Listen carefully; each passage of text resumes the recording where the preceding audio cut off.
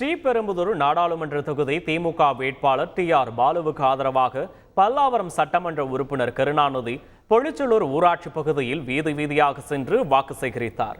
பொதுமக்களிடம் துண்டு பிரசுரங்களை விநியோகித்த அவர் திமுக வேட்பாளர் டி.ஆர். பாலுவுக்காக வாக்கு சேகரிப்பில் ஈடுபட்டார். அந்த பகுதியில் உள்ள கோயிலில் வழிபாடு நடத்திய கருணாநிதி பள்ளிவாசலில் தொழுகை முடித்து வந்த இஸ்லாமியர்களிடமும் வாக்கு சேகரித்தார். தொடர்ந்து குடியிருப்பு நல சங்க பிரதிநிதிகளை நேரில் சந்தித்த அவர் திமுக வேட்பாளருக்கு வாக்களிக்குமாறு பரப்புரை மேற்கொண்டார்.